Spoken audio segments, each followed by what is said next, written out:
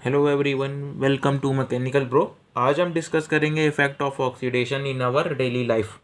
तो इससे पिछली वाली वीडियोस में हमने देखा था कि केमिकल रिएक्शन कितने टाइप की होती हैं और हमने देखा था केमिकल इक्वेशन को कैसे बैलेंस करें। ठीक है, तो केमिकल इक्वेशन जो है वो हमारी चार टाइप की थी। कौन कौन सी? पहली थी हमारी कॉम्बिनेशन रिएक्शन, दूसरी थी डिकम्पोजिशन। तो डिकम्पोजिशन में तीन रिएक्शन थी हमारी। तो हमारी थी पहली एक thermal decomposition reaction, electrolytic decomposition reaction और फोटोलाइसिस डिकम्पोजिशन रिएक्शन। और थर्ड जो टाइप की थी वो थी हमारी डिस्प्लेसमेंट रिएक्शन। और फोर्थ जी जो थी वो थी हमारी डबल डिस्प्लेसमेंट रिएक्शन। और हमने ये भी देखा था कि ऑक्सीडेशन क्या होता है और रिडक्शन क्या होता है। इस वीडियो में हम जो डिस्कस करने वाले हैं वो है effect of oxidation in our daily life. तो सबसे पहले जो क्वेश्चन आता है कि इफेक्ट क्या पड़ता है हमारे डेली लाइफ में ऑक्सीडेशन का। तो हम देखते हैं हमारे जो जैसे कोई भी आयरन है, आयरन में क्या होता है कि जंग लग जाता है तो वो रस्ट हो जाता है, रस्टिंग कहते हैं उसको। तो वो भी एक तरह का ऑक्सीडेशन ही है। तो यहाँ पे जो कोरोजन है, कोरोजन देखते हैं कोई भी मेटल है, कोई भी मेटल है तो जब वो किसी मॉइस्चर के कांटेक्ट में आता है, मॉइस्चर के कांटेक्ट में आए, वाटर के कांटेक्ट में आए, एयर के कांटेक्ट में आए या ऑक्सीजन के कांटेक्ट में आए, एसिड के कांटेक्ट में भी आता है, तब भी उसमें क्या होता है, कोरोजन हो जाता है। तो कोरोजन की जो डेफिनेशन है वो मैं लिख देता हूँ। when a metal is exposed to substance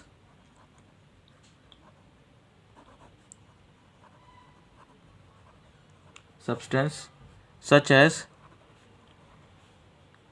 moisture, air, water, acid, etcetera. कुछ भी हो सकता है, मॉइस्चर भी हो सकता है, एयर भी हो सकती है, वाटर भी हो सकता है और एसिड भी हो सकता है, और भी बहुत कुछ है।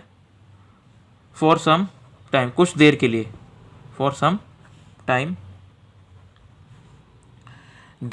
उस जो कुछ देर के लिए आता है तब उस पर क्या होता है कि उस पर ऑक्साइड की लेयर जम जाती है। A layer of oxide is formed which weaken the metal and said to be corrode। तो जब वो ऑक्साइड की लेयर जम जाती है तब वो लेयर क्या करती है, उस मेटल को कमज़ोर बना देती है और हम उसको कहते हैं कि ये क्रोड हो गया है, ये रस्ट हो गया है, इस पर रस्टिंग लग गई। जैसे कि हम कॉमन सा एग्जांपल लेते हैं आयरन का। तो उस पर क्या होता है, आप देखते हैं उसमें ब्राउनिश कलर की जो है वो रस्टिंग लग जाती है। जब आप उसको टच करते हैं तो आपके हाथ में भी जो ऑक्साइड जो उस पर जमी हुई थी वो आपके हाथ पर भी आ जाती है, लग जाती है। तो एग्जाम्पल हम लिख देते हैं इसके करोजन के एग्जाम्पल।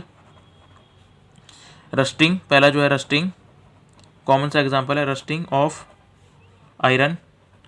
कॉपर में भी रस्ट क्रोजन होती है, कॉपर में ग्रीन कलर की क्रोजन होती है ऑक्साइड की जब कांटेक्ट में आता है जब वो। तो सेकंड एग्जांपल है black coating on silver. Third है ग्रीन कोटिंग ऑन कॉपर। जो सिल्वर पे लगती है वो ब्लैक कोट हो जाता है, वो ऊपर से ब्लैकिश कलर का हो जाता है, और जो आयरन है वो थोड़ा ब्राउनिश कलर का हो जाता है, आपने ऑब्जर्व किया होगा कभी। और जो कॉपर है वो होता है हमारा ग्रीनिश कलर का हो जाता है। इन सबको प्रिवेंट करने के लिए हम लोग कुछ स्टेप्स लेते हैं, जैसे कि हम लोग क्या करते हैं, ग्रीसिंग कर सकते हैं, पेंटिंग कर सकते हैं, उस पर पेंट लगा सकते हैं, और हम उस पर क्या कर सकते हैं, ग्रीसिंग लगा सकते हैं, ग्रीसिंग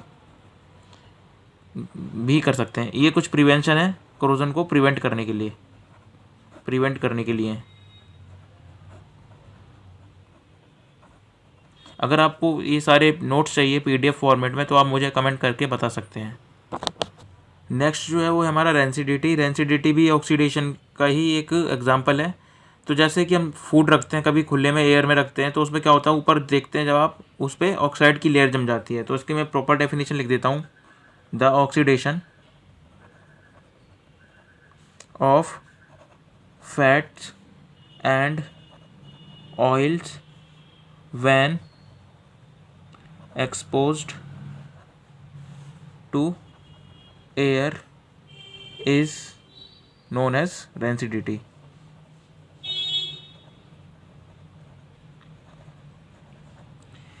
जो और इसकी वजह से क्या होता है, जब हम इसको खुले में रखते हैं तो इसकी वजह से क्या होता है, जो खाने का टेस्ट है उसमें स्मेल आने लग जाती है और कभी कभार इसका टेस्ट भी ख़राब हो जाता है, खाने में बहुत अजीब सा लगता है.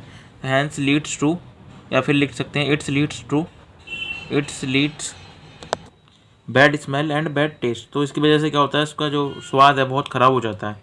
तो इसीलिए हम क्या करते हैं, चिप्स के पैकेट जो होते हैं उसमें नाइट्रोजन भरते हैं ताकि कि वो उन पर रेंसिडिटी ना हो, ऑक्सीडेशन ना हो, ताकि कि वो बाद में अगर खोलें तो वैसे ही वैसे रहें, फ्रेश लगते हैं वो खाने में भी. नेक्स्ट जो टॉपिक है वो हमारा एंडोथर्मिक और एक्सोथर्मिक रिएक्शन. तो ये जो रिएक्शंस हैं, ये रिएक्शन हमारी आती हैं टेम्परेचर के बेसिस पे, इनको क्लासीफाई करते हैं. तो ये जो रिएक्शंस हैं, chemical reaction classify on the basis of temperature.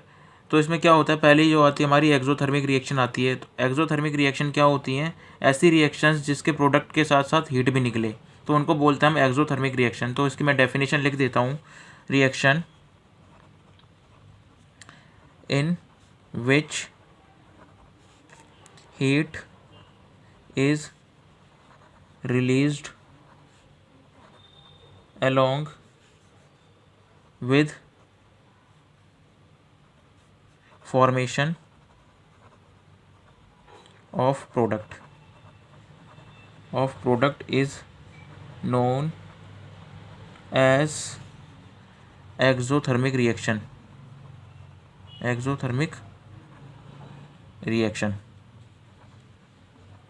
तो इसका हम एग्जांपल देख लेते हैं यहाँ पर. जैसे बर्निंग ऑफ कोल है, वो उसका एग्जांपल है. एग्जांपल जो है वो है हमारा बर्निंग ऑफ नेचुरल गैस या कोल बोल सकते हैं. बर्निंग ऑफ नेचुरल गैस के ले लेते हैं. Burning of natural gas. तो इसमें क्या होता है, हमारी जो मीथेन है, मीथेन CH4, ये गैस होती है हमारी गैसियस. इसका जो स्टेट होता है गैसियस स्टेट होता है, प्लस O2 ऑक्सीजन की प्रेजेंस में मिलती है, ये भी गैस होती है. और हमको क्या देती है, CO2 कार्बन डाइऑक्साइड. ये किस फॉर्म में होगी, गैस के फॉर्म में होगी. प्लस हमको क्या मिलता है, वाटर मिलता है H2O. ये किस फॉर्म में मिलेगा, हमारा गैसियस फॉर्म में मिलता है, स्टीम में मिलेगा. स्टीम फॉर्म में इसकी जो वाटर का जो होता है ये स्टीम होती है. और हमको मिलेगी बहुत सारी हीट मिलती है. ठीक है, तो ये थी हमारी एक्सोथर्मिक रिएक्शन का एग्जांपल था. इसको मैं बैलेंस कर देता हूँ. तो बैलेंस करने के लिए क्या करूँगा, यहाँ 2 लगा देता हूँ. ये जो रिएक्शन है ये बैलेंस हो चुकी है. नेक्स्ट जो है वो है हमारा एंडोथर्मिक रिएक्शन. तो एंडोथर्मिक रिएक्शन जो है वो ऐसी रिएक्शंस होती हैं जिनको कराने के लिए हमको एनर्जी की ज़रूरत पड़ती है. जो एनर्जी होती है वो किस फॉर्म में हो सकती है, वो हीट की फॉर्म में भी हो सकती है, लाइट की फॉर्म में भी हो सकती है, और इलेक्ट्रिसिटी की फॉर्म में भी हो सकती है. तो इसकी मैं डेफिनेशन लिख देता हूँ. The reaction which require energy in the form of heat, electricity and light is called endothermic reaction. तो इसका जो एग्जांपल है वो हमारे एग्जांपल उसी के ले लेते हैं हम लोग, डीकम्पोजिशन रिएक्शन की. जो एग्जांपल जो है डीकम्पोजिशन रिएक्शन के ले लेते हैं. Decomposition reaction. तो डीकम्पोजिशन रिएक्शन में हमने, तो इसी टॉपिक के साथ हमारा ये चैप्टर ख़त्म होता है. और ज़्यादा अपडेटेड वीडियोस के लिए आप हमारे चैनल मैकेनिकल ब्रो को सब्सक्राइब कर सकते हैं. Thank you.